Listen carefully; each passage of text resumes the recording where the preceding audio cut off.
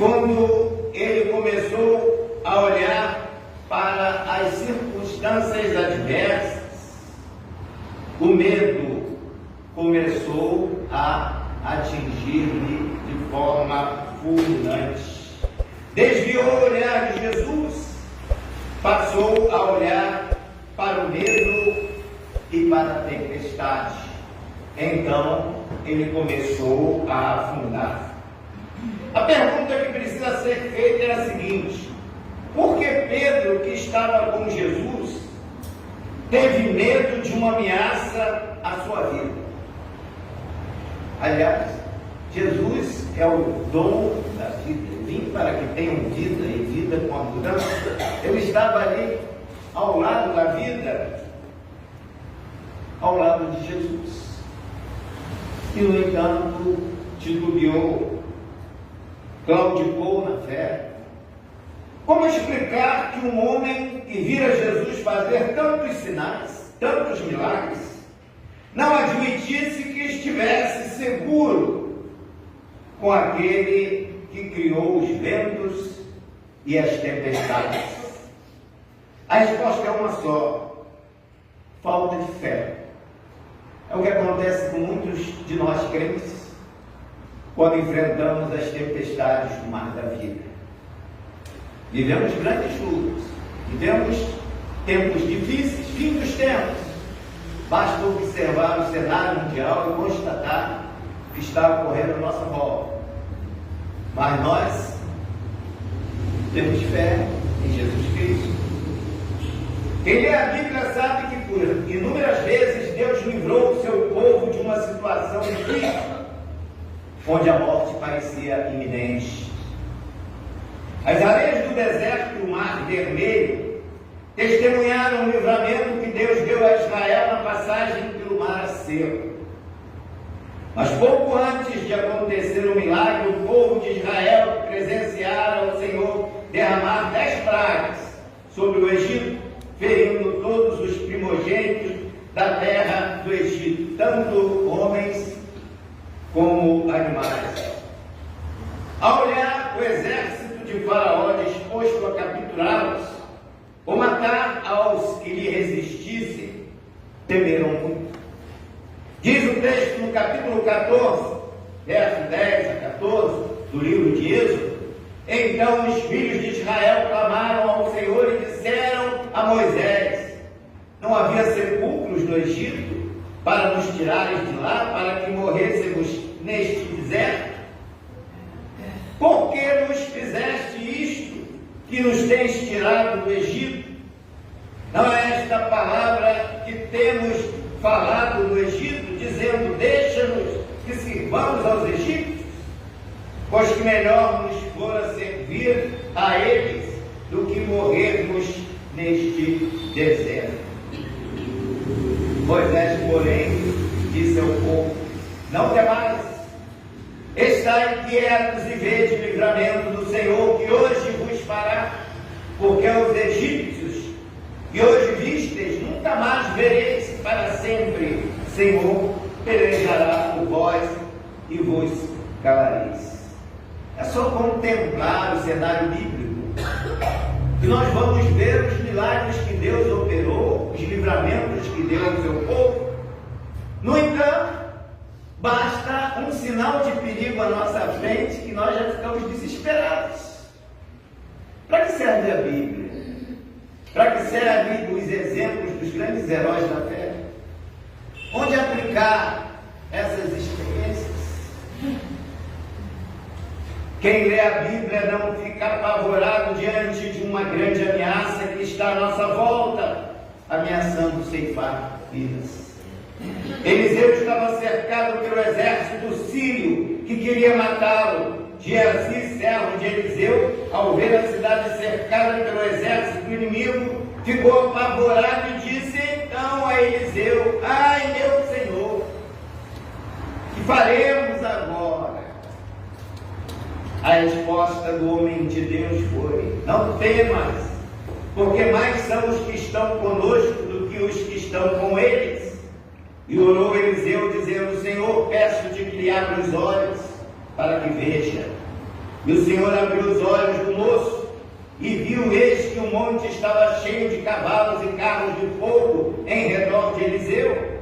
E como desceram a ele, Eliseu orou ao Senhor e disse: fere, peço-te, esta gente de cegueira. Feriu-a de cegueira, conforme a palavra de Eliseu, 2 Reis, capítulo 6, versos 8 a 18. Eliseu era um homem de Deus.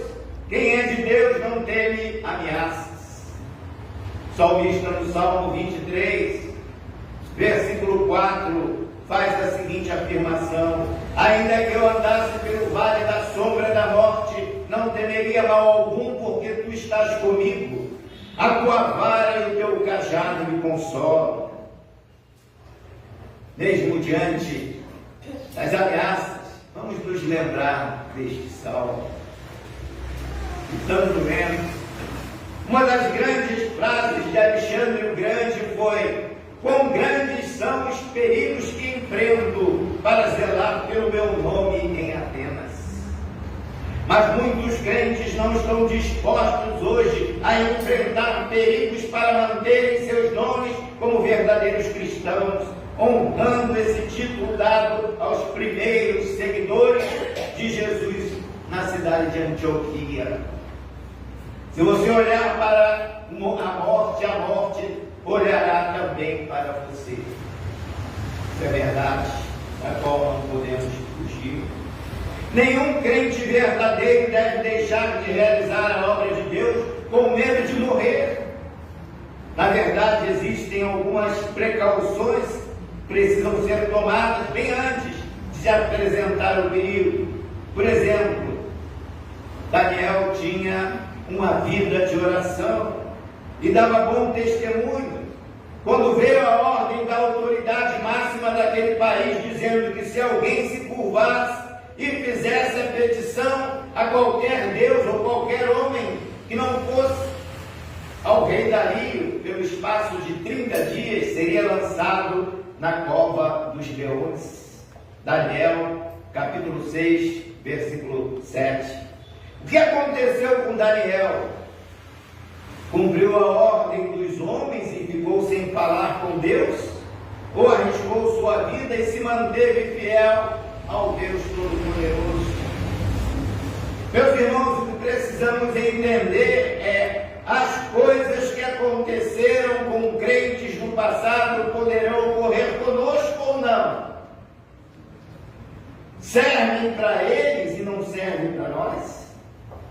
Prestem atenção ao que Jesus disse aos seus discípulos: eis que vos envio como ovelhas ao meio de lobos. Acautelai, porém, dos homens, porque eles vos entregarão aos sinédrios e vos açoitarão nas sinagogas. Mas não temais os que matam o corpo e não podem matar a alma. Temei antes aquele que pode fazer perecer no inferno a alma e o corpo. Mateus, Evangelho de Mateus, capítulo 10, versos 16 a 28.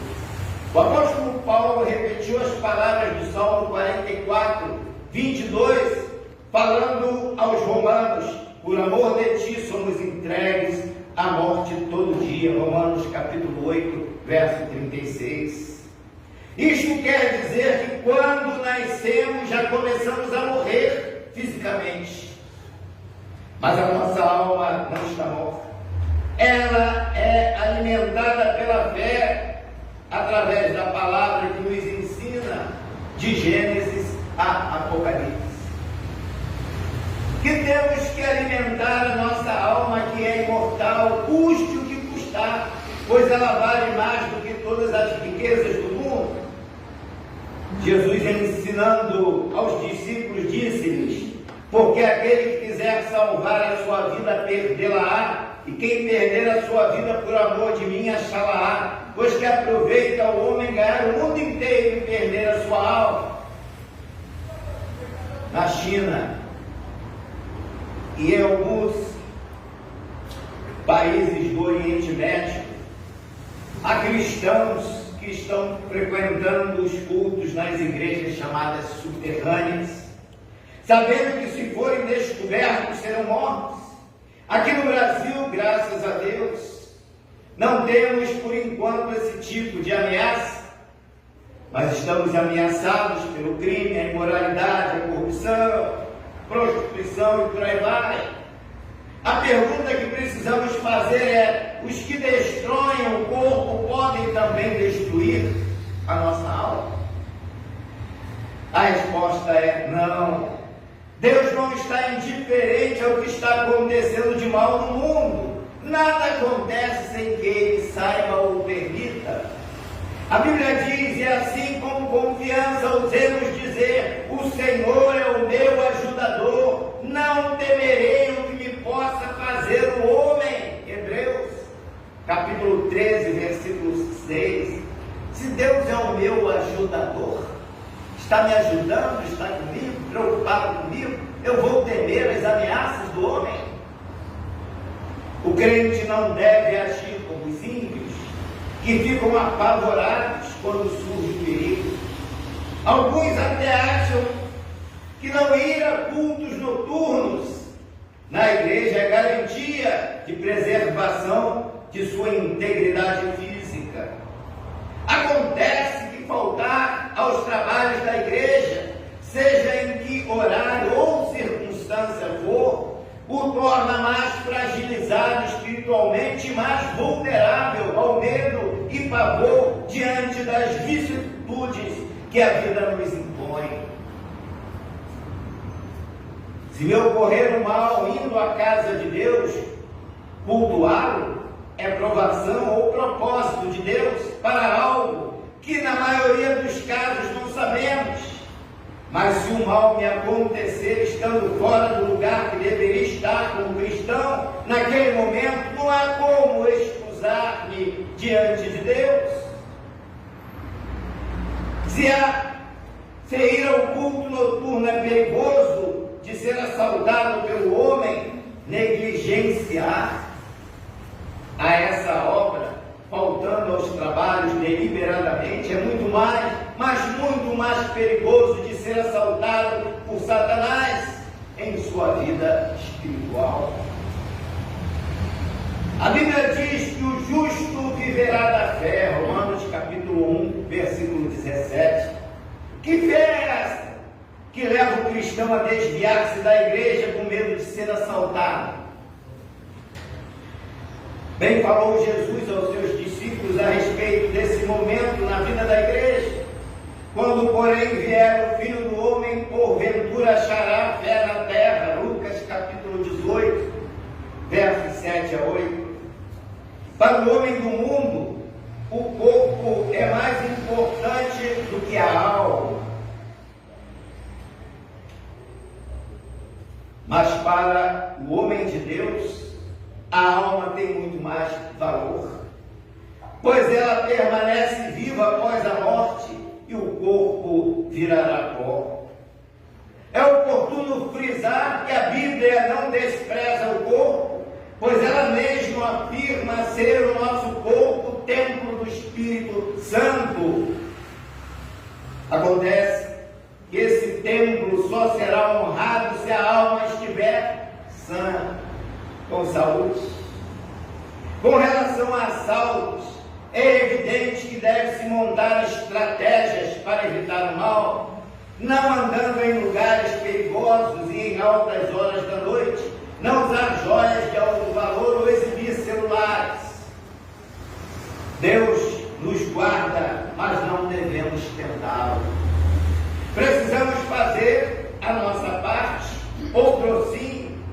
Não podemos esquecer as promessas de Deus exaradas na Bíblia, tais como: o Senhor é quem te guarda. Salmo 121, versículo 5. O anjo do Senhor acampa-se ao redor dos que o temem para os livrar. Salmo 34, versículo 7. Muitas são as aflições do justo, mas o Senhor o livra de todas. Salmo 34, versículo 19. É só ler a Bíblia e aplicá-la em sua vida para espancar o medo e o pavor quando ele se apresentar diante de nós.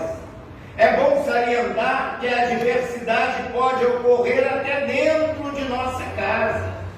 O que está sendo considerado nesta questão é se a justificativa do perigo de andar à noite é válida ou não, para não se ir ao culto noturno. A situação das igrejas dos dias do exílio de João era muito, mas muito delicada. Muitos cristãos sendo mortos, outros sendo torturados, alguns presos, mas em nenhuma parte da revelação entregue por Jesus a João se vê a ordem ou determinação para que os crentes deixassem de frequentar as igrejas. Por que então correndo risco de vida? Ao contrário, vejam qual foi a recomendação que Jesus deu à igreja de Esmirna: nada temas das coisas que hás de padecer. Eis que o diabo lançará alguns de vós na prisão, para que sejais tentados e tereis 10 dias de tribulação. Vejam a recomendação, o que João falou, todo mundo esperando uma palavra de livramento, e ele traz essa palavra que a tribulação iria aumentar. E diz mais ainda: ser fiel até a morte, e dar-te-ei a coroa da vida. Apocalipse capítulo 2, versículo 10. Como se vê, a igreja do Senhor funciona para salvar almas, não para salvar vidas terrenas. O abismo que se apresentou diante de Daniel não foi nem porque Daniel estivesse olhando para ele, mas foi com o intuito de tirar o profeta da comunhão com Deus. Mas Daniel preferiu enfrentar leões famintos na arena do que deixar de fazer a vontade de Deus. Ele não se deixou seduzir pelas ameaças. Já vi até pastor afirmar que o crente não precisa ir ao templo, pois ele próprio é o templo de Deus. Esse pastor precisa passar por uma classe de discipulado. O livro de Atos, que é o livro que nos informa a história da igreja, nos revela os primeiros crentes que foram batizados no dia de Pentecostes. Eram quase 3.000 e se reuniam todos os dias no templo em comunhão, louvando a Deus, caindo na graça de todo o povo, e todos os dias acrescentava o Senhor à igreja aqueles que se haviam de salvar. Atos capítulo 2, versículos 41 a 47. Aqueles que se convertiam tinham que se reunir em algum lugar, como nós estamos fazendo hoje, reunidos aqui neste lugar, para aprender a palavra de Deus, crescer cada vez mais na graça, prestar culto. Na parábola da grande ceia, Jesus ordena: sai pelos caminhos e valadas, força-os a entrar, para que a minha casa se enche. A quem Jesus está se referindo para frequentar a sua casa? Pobres, aleijados, mancos e cegos, porque os que foram convidados não quiseram ir, os que deveriam ir não compareceram. Lucas capítulo 14, verso 15 a 24. Quantos que deveriam estar aqui nesse momento não estão? Nas cartas que Paulo escreveu para as igrejas, tinha como destinatários os crentes e o local onde eles se reuniam. Nós somos o templo de Deus, mas esse templo de Deus precisa de um local de encontro para a prática comum das atividades cristãs. Um local onde o novo convertido aprenda a doutrina e se torne mais um discípulo de Jesus. É oportuno também observar que as provas às quais os crentes são submetidos não são sempre comuns a todos os crentes. Já vimos que Daniel isoladamente foi jogado na cova dos leões, mas em contrapartida Daniel não estava na experiência da fornalha ardente, onde se encontravam seus amigos Sadraque, Mesaque e Abednego.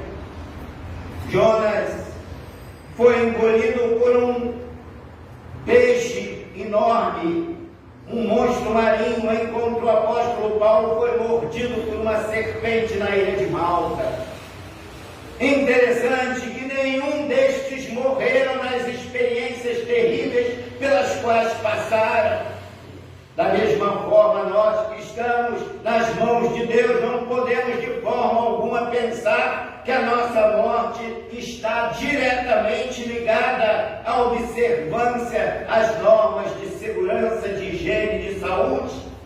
Não, de maneira nenhuma. Os judeus que obedeceram o que Deus mandou fazer na celebração da primeira Páscoa no Egito, não morreram estando dentro de suas casas. Entretanto, os egípcios que também estavam em suas casas, sem circular pelas ruas do Egito, tiveram morte em todas ou quase todas as casas. Sabe por quê? Deus é soberano.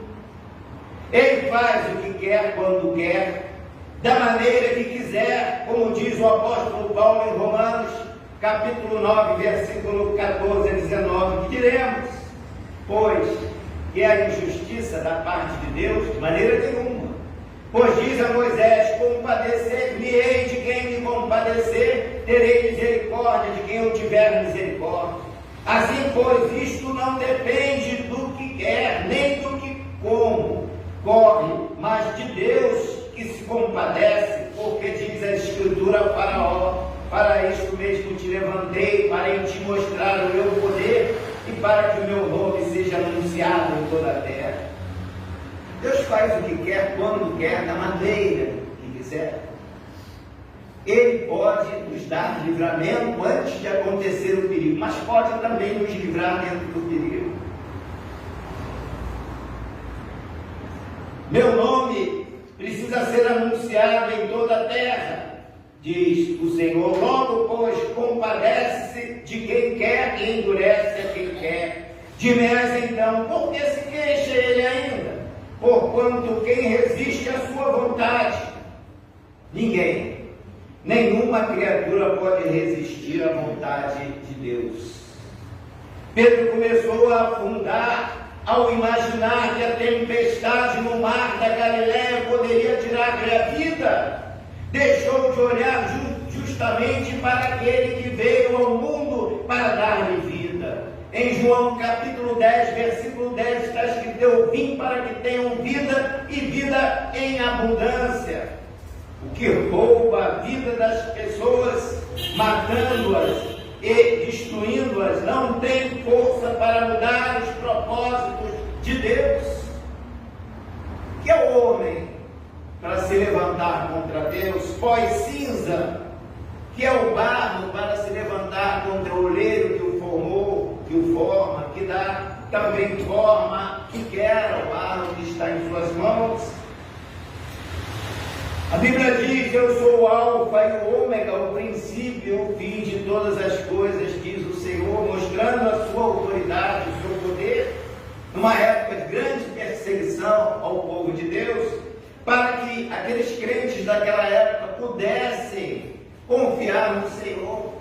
E nós precisamos confiar mais em Deus, e olhar para Jesus, e olhar para os ensinamentos que Ele nos traz.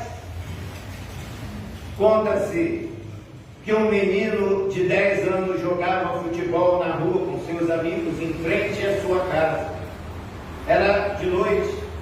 Em dado momento, sua mãe apareceu dizendo: meu filho, está na hora de entrar e arrumar-se para ir à igreja.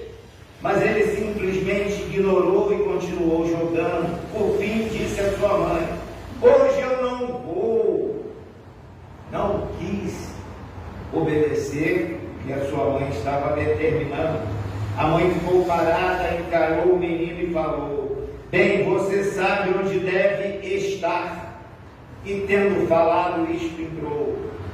Seus pais o haviam permitido praticar esporte, mas ensinavam e exigiam que a igreja viesse sempre como prioridade, em primeiro lugar. Ainda assim ele continuou no esporte, mas não conseguiu mais se divertir. por sua consciência latejavam, feito uma luz vermelha piscando. A voz da sua mãe ficava se repetindo em seu pensamento: você sabe onde deve estar agora, nesse momento. Aquilo incomodou tanto aquele menino que ele acabou saindo do jogo e foi se arrumar para ir à igreja. Imediatamente a irritante luzinha vermelha de sinalização da consciência apagou-se. Ele voltou a se sentir bem outra vez. Agora sabia onde estava, estava no centro da vontade de Deus. A Bíblia diz: quem nos separará do amor de Cristo? A diversão, como aquele jovem estava jogando futebol, separará algum de nós de Cristo?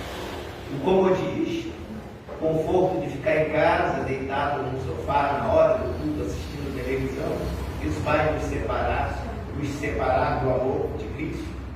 A angústia, estou tão angustiado, não quero sair, não quero ver ninguém. Isso vai nos separar do amor de Cristo? Nos influenciar a ponto de não irmos à casa de Deus? A perseguição, o perigo ou a espada? O que nos separará? O perigo do Rio de Janeiro, de sair à noite pelas ruas escuras? Onde está a nossa fé? Pensemos nisto. Se Deus é por nós, quem será contra nós? Que Ele assim nos abençoe.